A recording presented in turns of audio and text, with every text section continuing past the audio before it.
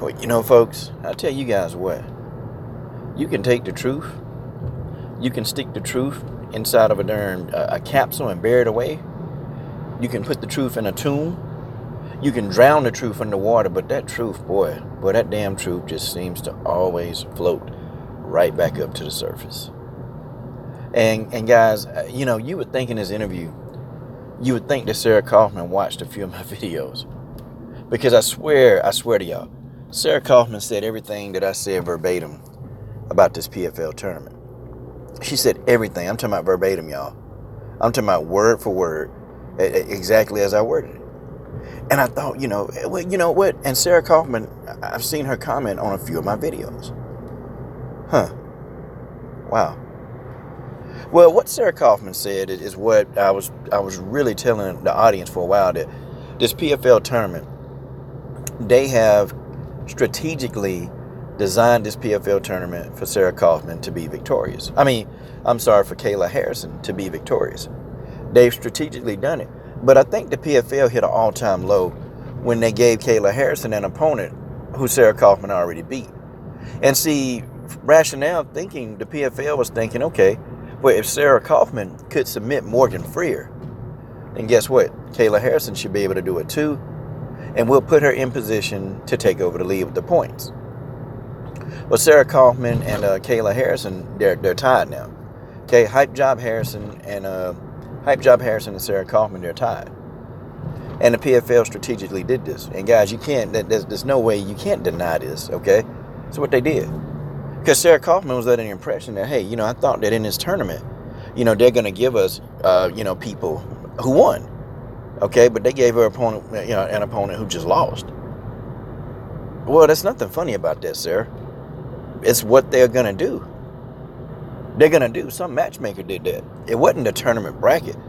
And I disagree with Sarah. She was saying, well, yeah, I like this tournament because, you pretty much determine who you're gonna fight by winning, and the tournament isn't decided by matchmakers. Oh, yes, it is. Because some matchmaker carefully placed Sarah Kaufman in there with Morgan Freer. Carefully. Have y'all noticed how fast they got rid of Roberta Samad? Have you guys noticed that? Anybody notice how fast they got rid of Samad? I told y'all. See, y'all, one thing I need y'all, when I go into Coach the Diamonds mode, I just need y'all to listen. Okay, I need y'all to put on your thinking caps and listen. Of course they were going to get rid. Come on.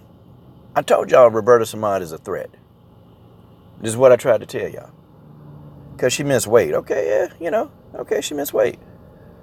Lots of MMA fighters miss weight. It's not like Roberta Samad, the first one. And it's not like Roberta Samad missed weight like by a whole bunch. Roberta Samad was a threat. And I told y'all Roberta Samad is one of the dirtiest players in the game outside of Gabby Garcia. I want y'all to think on that for a minute. Roberta Samad had really a chance.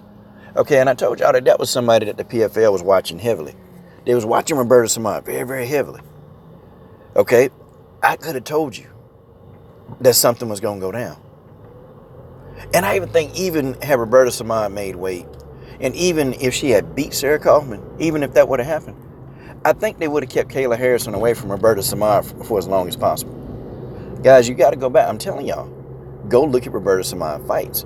And if you put her and Kayla Harrison in the octagon together, I'm telling y'all, that's a tough fight. And Kayla Harrison probably could lose that fight. Okay, I'm just saying. Okay?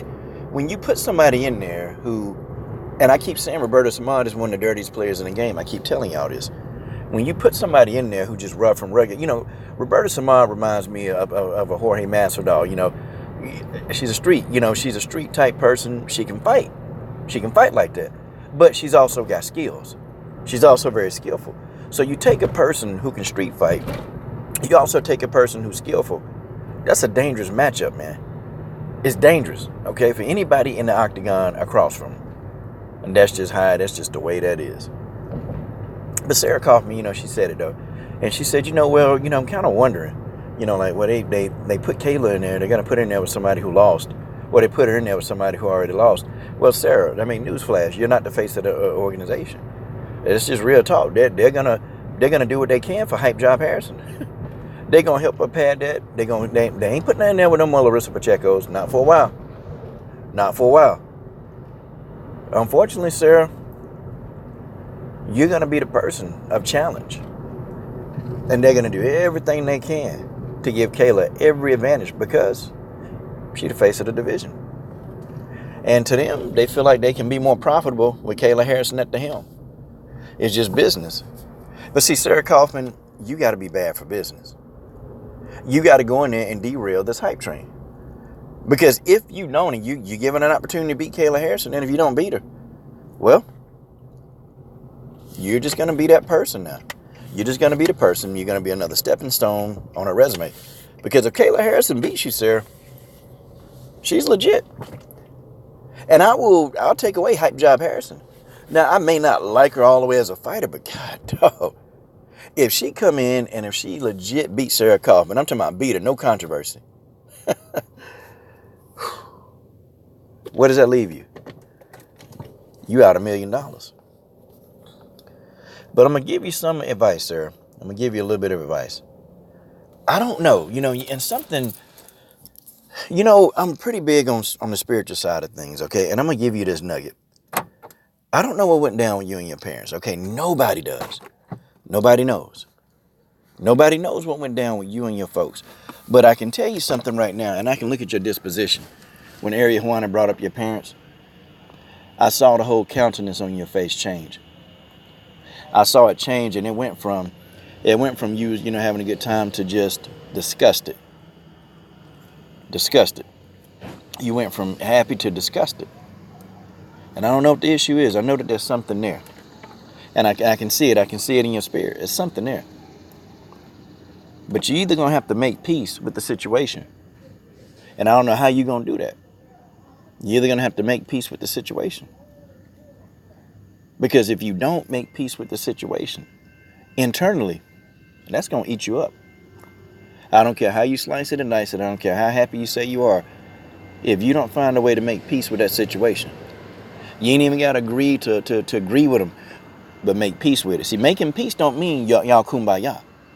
That don't mean y'all kumbaya. See, that ain't what it is. But making peace within yourself, meaning that, you know what?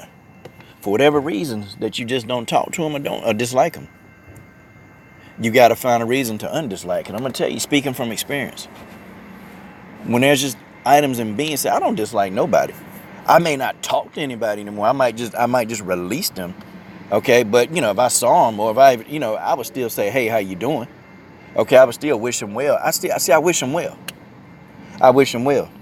Because see, when you dislike somebody and you borderline, you even hate somebody, I'm talking about when you keep internalizing, man, that stuff don't do nothing but make you sick. And for your own good, if you really want that $1 million, you're going to have to find a way. You have to find a way. Because I can tell that you've internalized this big time. You've internalized it. I can see it on your face. See, one thing I always say, you can't hide. You can't hide your soul. To me, you can't hide your soul. You can hide everything else, but you can't hide your soul. There's pain. There's a lot of pain there. Lots of it. Lots of pain. And this pain is unresolved. And see, unresolved pain becomes very destructive. Very destructive. But I think you may already know that.